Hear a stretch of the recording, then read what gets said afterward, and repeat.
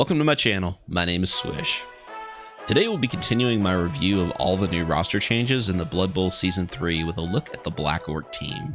Black Orcs were a new team introduced in the core box set of Season 2.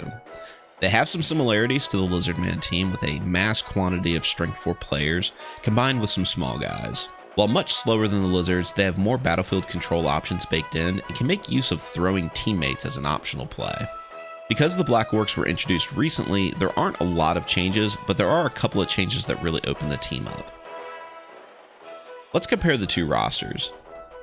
Two new universal rules were added to the Season 3 roster, Brawling Brutes and Bribery and Corruption. These are essentially free new team abilities that aren't reflected in the team costs, and I like free. Goblin Bruisers have two changes. They moved from 0 to 12 to 0 to 16. It's not a significant change, but it keeps them at parity with the Journeyman rule. The big upgrade in this edition is the new Devious skill tree.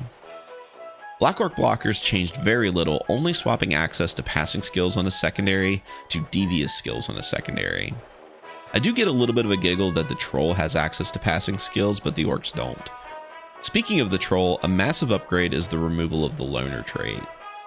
Trolls are notoriously unreliable, and even at 3+, Loner often persuaded against coaches from even activating a Troll for fear of a turnover. Removing the trait entirely really frees up when and if you can take the Troll. With the changes out of the way, let's take a closer look at the team. Brawling Brutes is a new universal team rule that gives 3 star player points for casualties, but only 2 for touchdowns. Black Orcs could often advance very slowly during a league, and this changes when they can get their first upgrade from 3 casualties to 2. Although not reflected on this roster, another rules change is how MVPs are awarded. Rather than randomizing across the entire team, you pick 6 players from your team and randomize from there. Since you have exactly 6 Black Orcs, it makes it much easier to MVP farm on them. Bribery and Corruption is another addition to the team that makes purchasing bribes cheaper. A common theme that you'll find me bringing up with the Black Orcs is how important the fouling game is to them, and this rule is a piece of the puzzle that kind of supports that. Unlike with stunty teams though, you're not frequently going to be in a situation where you're getting inducements from your opponent because your players are generally just as expensive as anyone else's, but in tournament play, being able to buy 1 or 2 with your starting funds can be pretty clutch.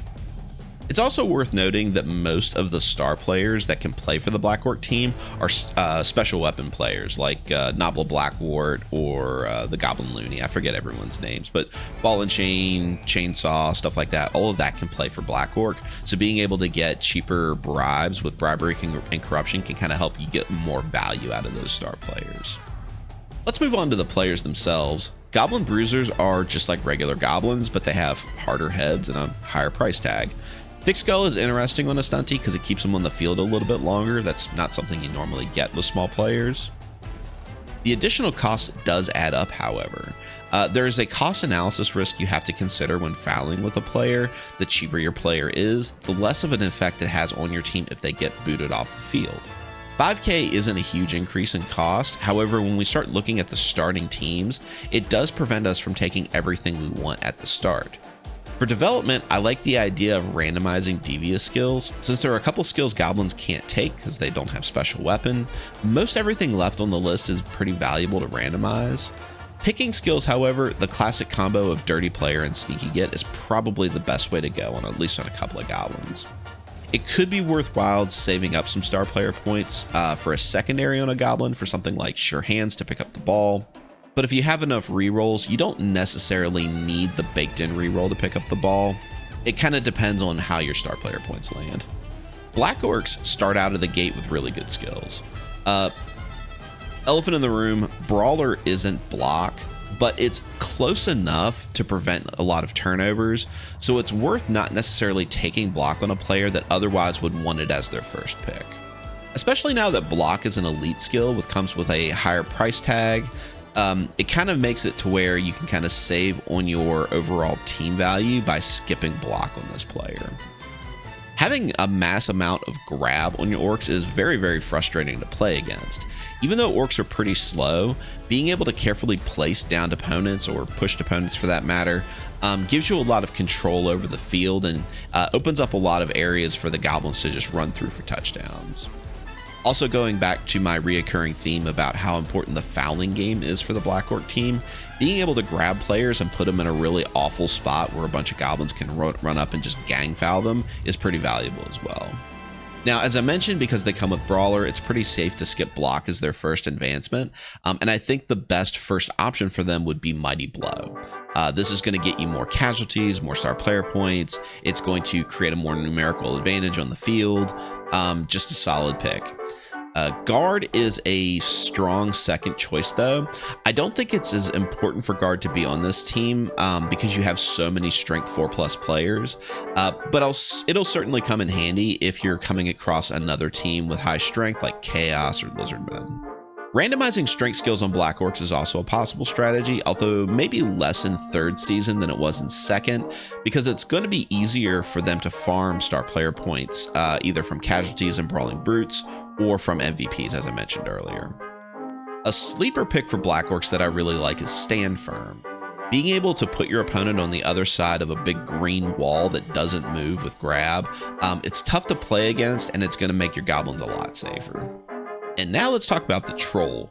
In 2nd season, I would normally advise against the Troll on starting rosters, and it's possible you might not even want to take the Troll at all.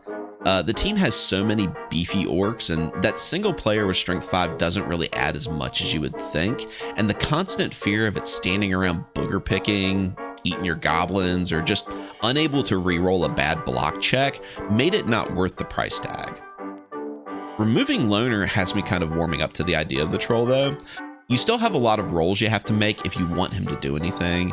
Somebody's got to babysit him, and there's still a lot of things that have to go right for a successful throw teammate, but being able to freely use a team reroll on a clutch play means that you can rely more on the Troll to not wreck your entire turn.